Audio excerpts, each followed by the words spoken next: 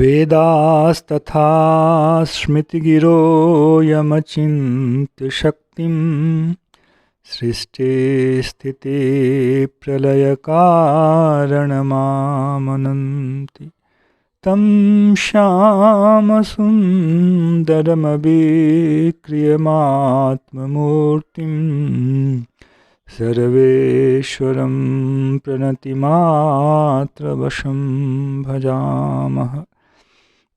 अज्ञाननिरधिरुपैति यया विशोषं भक्तिः परापि भजते परिपोषमुच्चैः तत्त्वं परं स्फुरति दुर्गममप्यजस्रं साद्गुण्यभृत्स्वरचितां प्रणमामि गीताम्।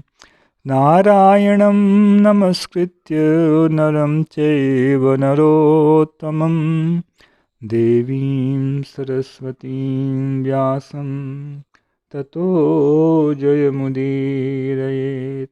हरे कृष्ण कृष्ण कृष्ण हरे हरे, हरे राम राम राम हरे हरे। गीता मंजरी का यह 73वां अंक है। पिछले अंक में हम लोगों ने कार्पण्य दोषोपहत स्वभाव श्लोक का संक्षेप में विवरण सुना। इसमें कार्पण्य रूप दोष को अर्जुन अपने स्वभाव का बाधक मान रहे हैं। कार्पण्य का अर्थ होता है कृपणता। व्यवहार में हम लोग प्रायः जो कंजूसीपना है वहाँ कार्पण्य शब्द का प्रयोग करते हैं, वह बड़ा कृपण है। हिंदी भाषा में इसका भाव है वह बड़ा कंजूस है, वह खर्च नहीं करना चाहता है।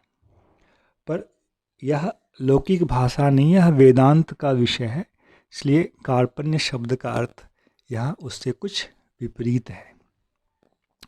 गीता में एक जगह भगवान ने इस शब्द का प्रयोग किया है और वहाँ भगवान कह रहे हैं कृपणाः फल हेतवः। भगवान ने कृपण उसको कहा है जो कि धर्म का आचरण इसलिए करते हैं क्योंकि उस धर्म के आचरण से उन्हें फल की चाह होती है। फल यहाँ धर्म के बाद जो अर्थ रूपी दूसरा सोपान था, कामना की पूर्ति के लिए जो धर्म से प्राप्त होने वाला अर्थ है, उसकी जो चाह है उसको भगवान ने यहाँ कृपण होने से लक्ष्य किया है। कृपणाः फल हेतवः। उपनिषद में कृपण शब्द को अन्य रूप में बताया गया है। बृहदारण्यक उपनिषद में कृपण शब्द का प्रयोग इस प्रकार से किया गया है। यो वा एतदक्षरं गार्ग्यविद्वा अस्मान् लोकात् प्रैति स कृपणः। गार्गी एक महिला हैं, उनके लिए कहा जा रहा है गार्गी। याज्ञवल्क्य जी कह रहे हैं गार्गी यह एतद अक्षरम अविदित्वा, इस अक्षर तत्व को ना जानकर अस्मात् लोकात् प्रैति, इस लोक से विदा अर्थात इस मनुष्य देह से विदा हो जाता है। स कृपणः, वह कृपण है। यह उपनिषद की दृष्टि है। तो अर्जुन अपने आप को यहाँ कृपण होने का भाव ही कार्पण्य कहलाता है और इस कार्पण्य के कारण अर्जुन अपने स्वभाव का शिथिल होना बता रहे हैं। तो अर्जुन के भी दोनों कृपण शब्द के अर्थ को यदि हम समझें तो एक ही प्रकार का भाव आता है, कृपणाः फल हेतवः। अर्थात जो धर्म के द्वारा अर्थमात्र की कामना करते हैं वे कृपण हैं। वे और अर्थ क्या है? अर्थ अक्षर तत्व नहीं है, अर्थ क्या है? अक्षर तत्व है। आज हम कितना भी कुछ धन का अर्जन कर लें, किंतु यह धन हमारे साथ नहीं रह सकता है, क्योंकि धन अक्षर नहीं है। धन क्षर है, उसका क्षय हो जाना है। अक्षर को ही अक्षय समझें, क्षर को ही क्षय समझें। धन अक्षर नहीं है, धन क्षर है। पर उपनिषद की दृष्टि है कि जो अक्षर तत्व को जाने बिना इस संसार से निकल जाता है वह कृपण है।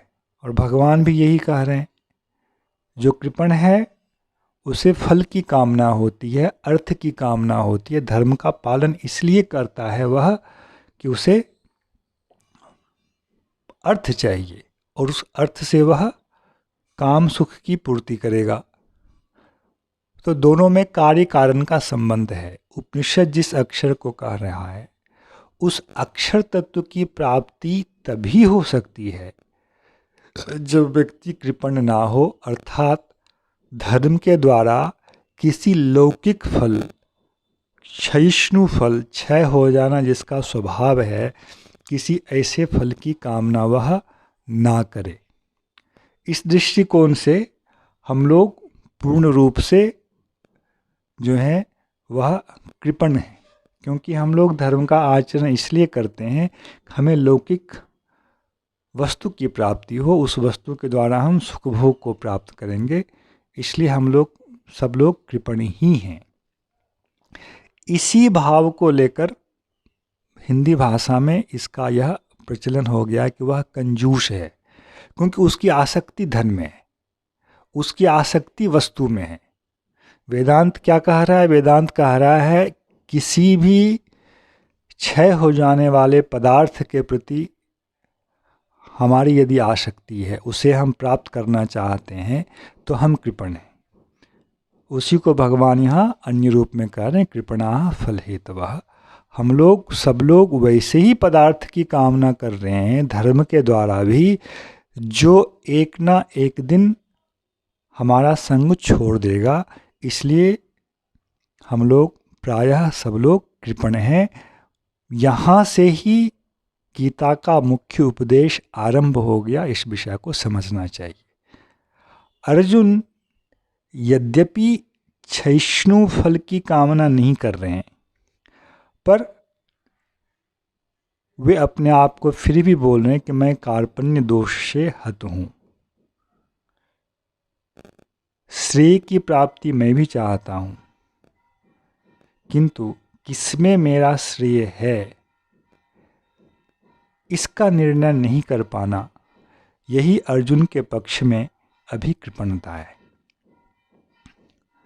अर्जुन सामान्य लोगों की तरह कृपण नहीं है। तो इस कृपणता रूपी दोष को दूर करने के लिए और कोई उपाय नहीं है। पहला उपाय यह होता है कि हम अपने मन के विचार का परित्याग करें और शास्त्र का आश्रय लें, जिसके द्वारा हम पहले अनुशासित होंगे। हमें क्या करना है, क्या नहीं करना है, यह जब तक हम अपने ऊपर लेकर बैठे रहेंगे, तब तक हमारे द्वारा गलती होने की संभावना है। बहुधा होता यह है कि हम लोग शास्त्र का भी पढ़ते हैं, आज शास्त्र का भी आश्रय लेते हैं, उसको पढ़ते भी हैं, पर वस्तुतः शास्त्र का उतना पढ़ना हमारे लिए केवल एक पुण्य की उत्पत्ति कर वर्तमान में अथवा भविष्य में किसी पदार्थ की प्राप्ति का ही विषय होता है। इससे अधिक हम नहीं सोच पाते हैं। क्यों?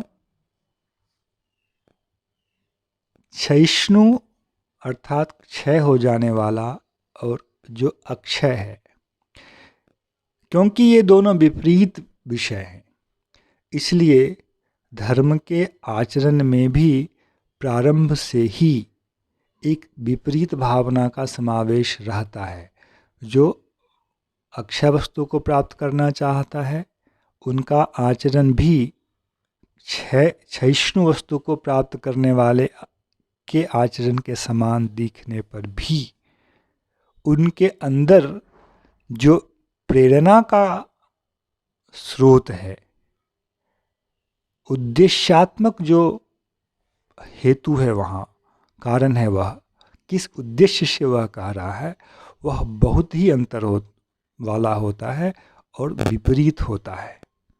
इसलिए गीता जैसा शास्त्र हमें कभी भी धर्म के द्वारा क्षीण हो जाने वाले फल की प्राप्ति के प्रति प्रेरित नहीं करता है। गीता में सर्वत्र इसकी निंदा की गई है। एक है उसको मानना और एक है उसके लिए प्रेरित करना, इन दोनों में अंतर होता है। धर्म, अर्थ और काम की परंपरा शास्त्र के द्वारा मान्य है, इसलिए अधर्म नहीं है, किंतु इसकी अनुशंसा नहीं की जाती, इसकी प्रशंसा नहीं की जाती है वेदांत ग्रंथों में। यही गीता में आपको सर्वत्र मिलेगा, वेदांत ग्रंथों में सर्वत्र मिलेगा। क्यों? क्योंकि उस पथ से श्रेय की प्राप्ति जो है वह बहुत दूर, बहुत देर से होती है, अंत में आना वही है। जब तक हम क्षयिष्णु फल वाले पदार्थों के प्रति अपने लोभ को नहीं हटाते हैं, वहाँ से अपनी आसक्ति को नहीं हटाते हैं, तब तक अक्षय वस्तु की प्राप्ति संभव ही नहीं है। इसलिए धर्म की दो दिशा होती है, एक धर्म, अर्थ और काम की परंपरा जिसमें हमें वैसे फल की प्राप्ति होती है जो हमारे साथ नहीं रह सकता है, और दूसरी परंपरा जो है धर्म के द्वारा मोक्ष की परंपरा, उसमें ऐसे फल की प्राप्ति होती है जिससे हमें कभी भी वंचित नहीं होना पड़ता है। जय श्री कृष्ण। हरे कृष्ण कृष्ण कृष्ण हरे हरे, हरे राम राम राम हरे हरे।